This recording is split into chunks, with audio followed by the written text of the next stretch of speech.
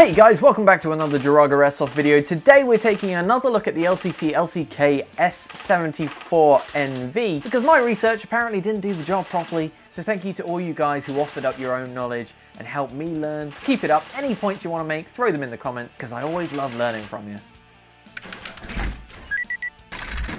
This is made by LCT, as I've said, and it has a full steel stamped receiver. It has a real wood foregrip and a full steel folding stock. You just press a button on the side and it folds into the receiver and clicks into place. Folding that stock means that you can use it in a CQB situation indoor as well as being outdoor. It gives you that ability to just like pop around the corner and just give yourself a little bit more maneuverability. The pistol grip is made of plastic and is made to mimic Bakelite, which I now know is a strong plastic which doesn't conduct heat. But it's sturdy, it doesn't feel like it's going to give way under the weight of it, it doesn't feel like it's going to crack, it feels strong enough.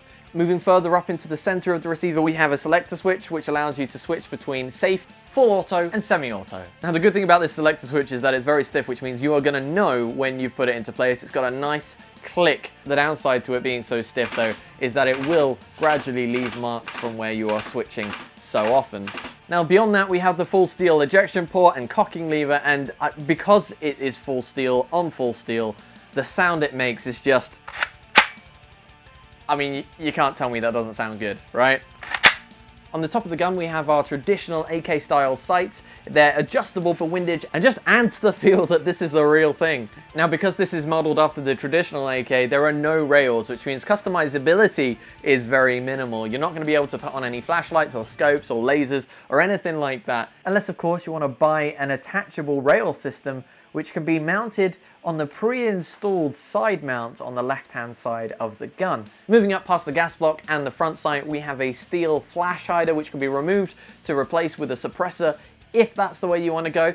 I personally wouldn't put a suppressor on this. I think it looks wicked without it, and actually adding that suppressor is just going to add a lot more length. Now because they've focused a lot on realism and this is so heavy, you might want to attach a sling. So it's a good thing they put some sling mount points, one just above the foregrip and second just on the folding stock. The battery is housed just under the top of the receiver here, and it's quite a thin space, so you're going to need a small stick-type battery. None of my lipos fit particularly well. You can force it, but I wouldn't recommend it. Just get a battery that fits. The magazine that this comes with is a 130 round mid-cap plastic magazine. Again, designed to kind of mimic a Bakelite-esque feel. However, I do feel that this is the one point on the whole AK that lets it down. It feels very plasticky, and having this plastic, which doesn't feel like, it feels sturdy, but it doesn't feel like the finish is going to be very strong. Having this meshed with the steel on that, I think there's going to be some grating issues down the line, so that's just something to bear in mind.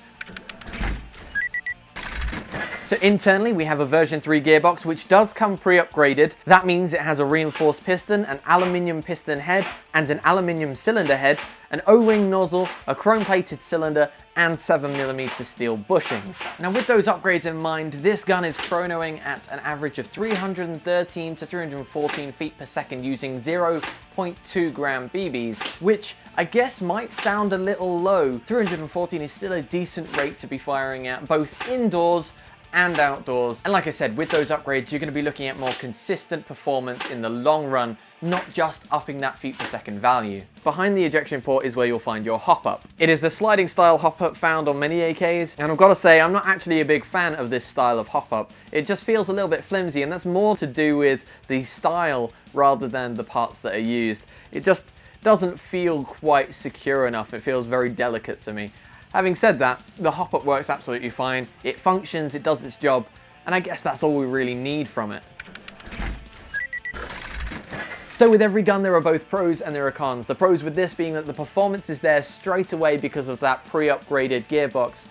The wooden and steel elements of this gun add to the realism and the kind of traditional AK feel of the gun. And I suppose in terms of cons, besides the plastic magazine that's going to grate on that steel at some point, the only downside is that if you do want rails, you have to buy them, but that's an optional accessory. Not really a downside to the gun. So this is where you get involved. Firstly, tell me what you think about the LCT AKs in the comment section below. Ask me any questions that you got. Tell me if there's anything that you want to see from Airsoft Zone, and I'll try and get that done. Secondly, Don't forget, I have Instagram.